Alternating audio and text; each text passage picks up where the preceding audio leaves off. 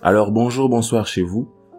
Alors, ça fait une semaine que le Barça n'a pas su saisir son opportunité en battant le Benfica. On a fait match nul. Bon, on a comme seule option d'aller gagner au Bayern, en fait. Si c'était même comme nous, avec nos propres supporters, on aurait dit c'est facile, vas-y. Mais là, on doit aller affronter le Bayern chez eux. Ok, c'est compliqué. Si on gagne pas ce match-là, on devra espérer qu'une défaite de Benfica contre Dynamo. Or, avec la forme actuelle des joueurs, la forme actuelle des équipes, je vois Dynamo clairement en dessous de Benfica. Je vois mal Benfica perdre chez eux. Ok. Ce qui fait que notre seul véritable espoir se trouve dans le fait que nous devons gagner ce match-là. Parce que si nous perdons ce match et que de l'autre côté, nous sommes sauvés par la défaite de Benfica, c'est naze en fait, c'est naze, c'est nul. Moi je préfère que l'on gagne ce match-là pour essayer d'envoyer un message à l'Europe et dire que voilà, même contre le Bayern, même si c'est compliqué, même si on y a laissé des hommes, même si on y a laissé du sang, eh bien on a gagné ce match-là et c'est vraiment ça que j'aimerais voir.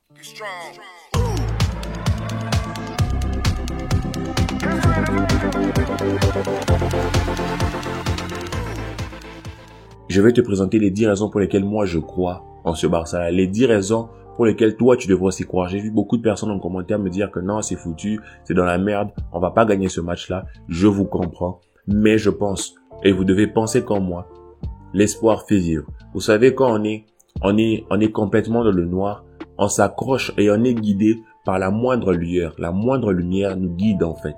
Et face à ce match-là, si on y va en se disant on est dans le noir total, on peut rien faire parce que quand tu es dans le noir total, tu te déplaces pas par peur de te faire mal, de tomber sur je ne sais quoi. Vous comprenez? Mais on doit trouver des raisons, on doit trouver des choses qui nous font croire, on doit trouver des choses qui nous font espérer. C'est pas pour rien que le Barça a mis un 6-1 au Paris Saint-Germain et ils ont réalisé cette remontada ou que nous-mêmes nous avons subi des remontades. C'est parce que les équipes adverses ou nous-mêmes avons cru. Et nous devons croire. Alors je te présente les 10 bonnes raisons pour lesquelles toi tu dois croire. Je dois croire. Et surtout les joueurs sur le terrain doivent croire. Alors le premier point est tout simple, tout clair, tout évident. C'est que nous sommes le FC Barcelone. Ok? Et même quand on est mal en fait, même quand on joue mal, pour l'orgueil, pour l'ego, pour le poids du maillot, pour l'histoire, on peut pas aller au Bayern en se disant on va perdre. Non, ça vraiment, non. Même si dans le fond, on se dit que peut-être, mais pour l'histoire, on doit se dire qu'on y va pour gagner. On doit se dire, on doit y aller avec une mentalité de on doit gagner ce match. Nous sommes le Barça quand même. Vous voyez ce que je veux dire?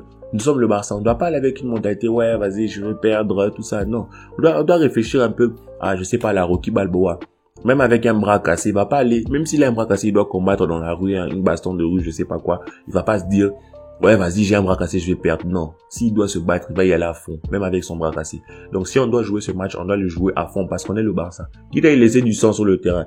Ce match-là, on doit le gagner. Ça se discute pas. Alors, la deuxième raison est toute simple aussi. On a un fond de jeu largement meilleur que quand on a eu le 8-2 et largement meilleur que quand on a perdu au match aller avec Soukoman. On a vraiment un fond de jeu, une idée. On n'a pas des joueurs qui se font juste des passes comme ça. Après, on va voir, je te fais la passe. Après, je le fais là. Non.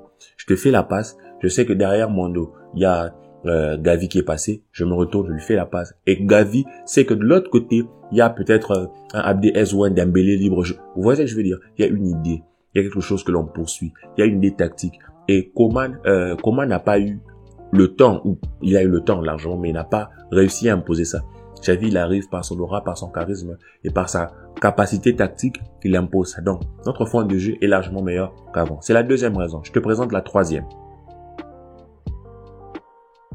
Tout simplement, on aura le retour des blessés, comme Ansu Fati, comme Dembélé, comme et rien qu'à voir ces deux-là qui reviendront, c'est déjà bon pour nous en fait, c'est déjà bon. Et peut-être Braithwaite aussi sera de retour pour entrer dans la rotation, il pourra peut-être aider, peser un peu, tout ça, tout ce que vous voulez.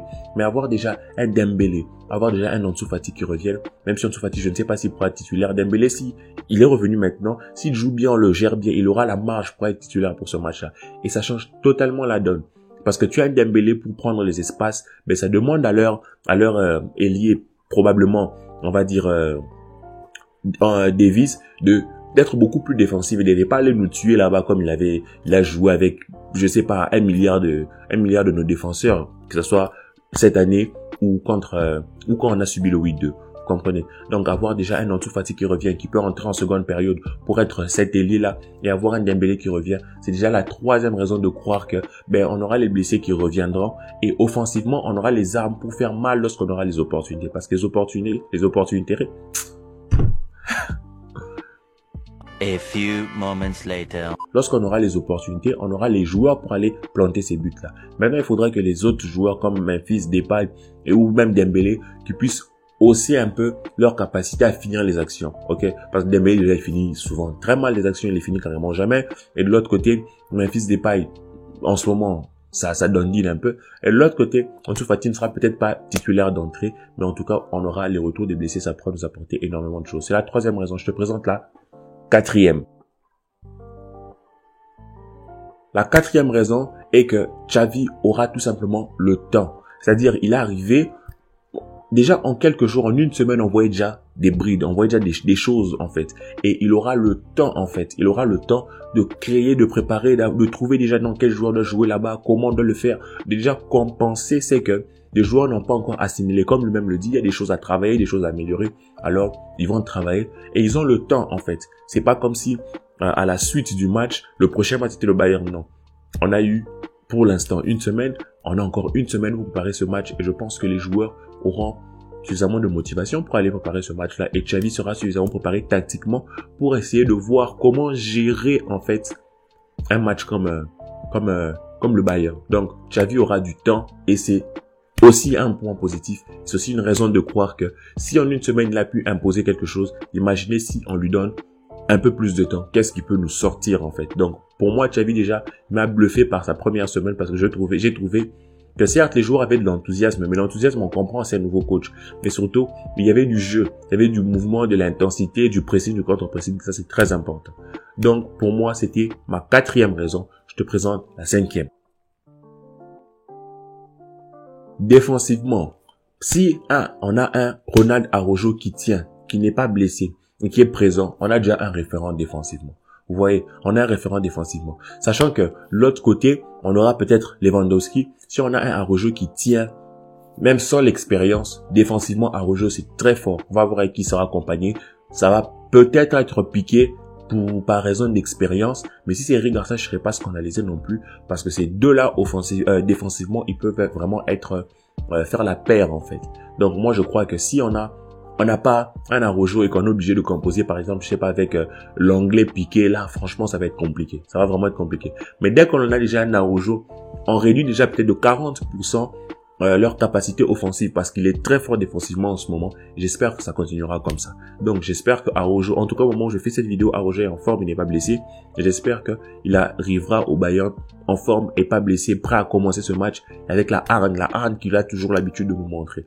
Et ça c'était mon cinquième point. Oui, mon cinquième point se base sur un joueur parce que je trouve que il est important d'avoir des référents, un référent au but, en défense, au milieu de terrain et en attaque. Si on en a 2, c'est énorme. 3, c'est énorme. Mais il est important d'avoir des référents à chaque poste.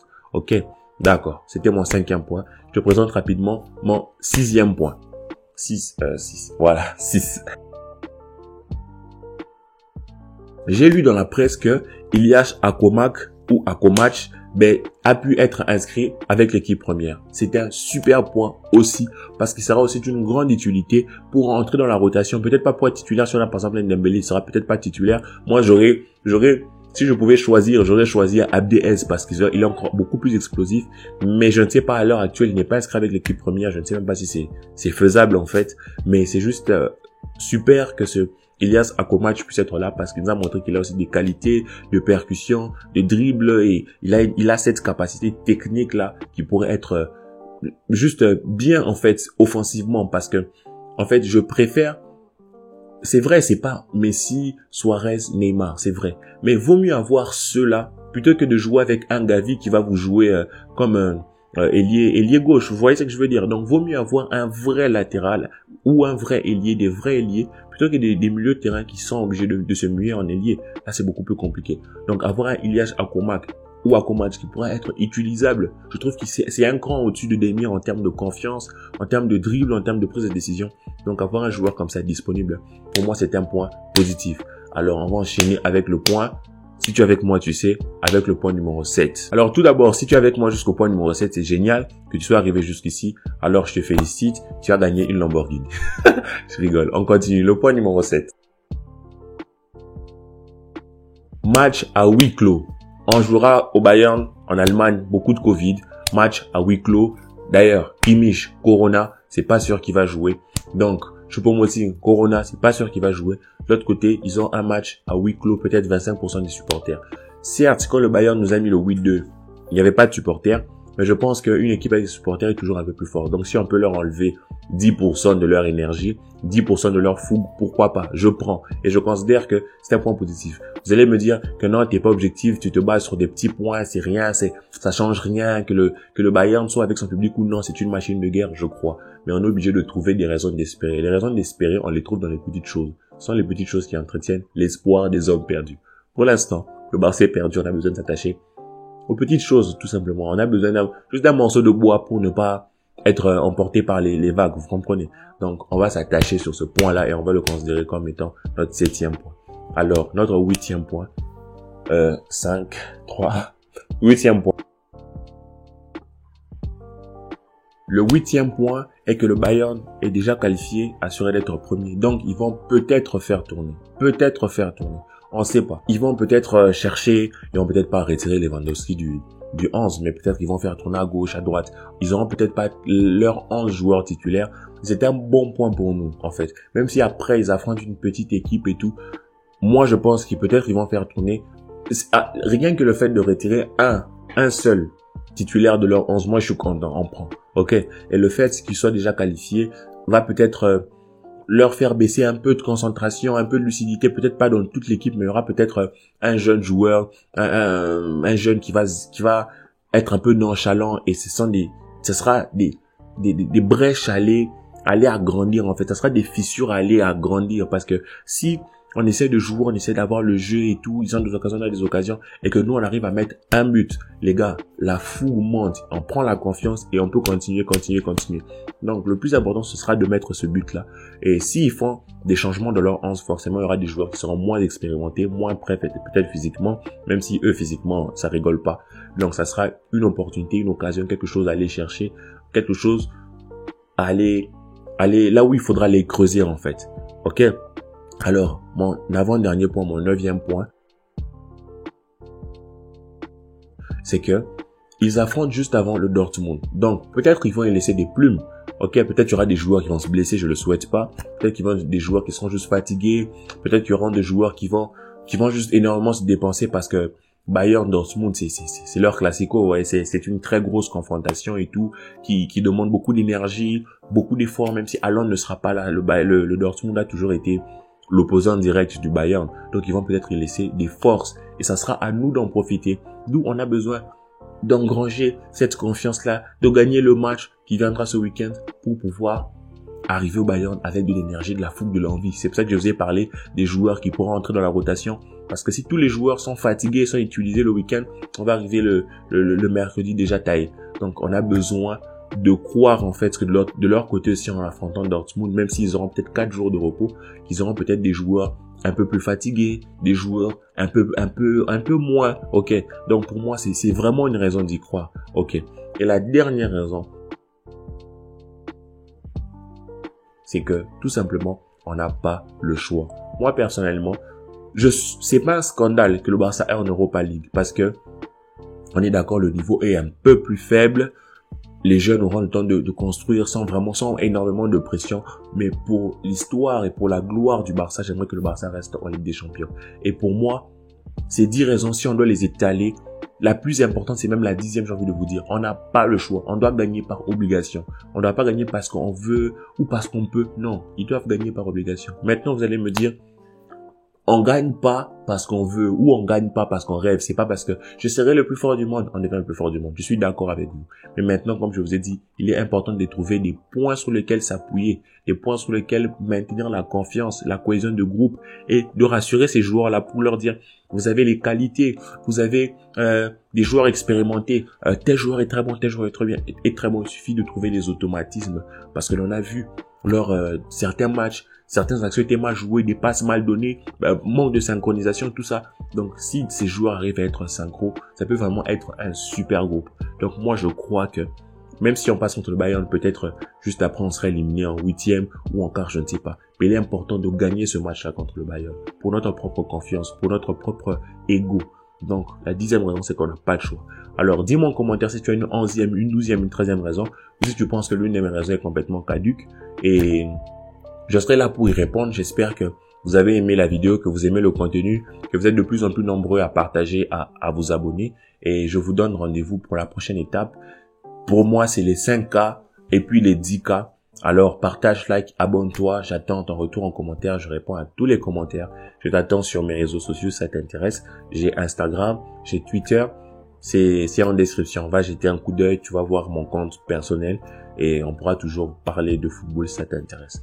On se donne rendez-vous pour l'avant-match de notre match tellement important contre le Betis Séville. Et ciao la famille.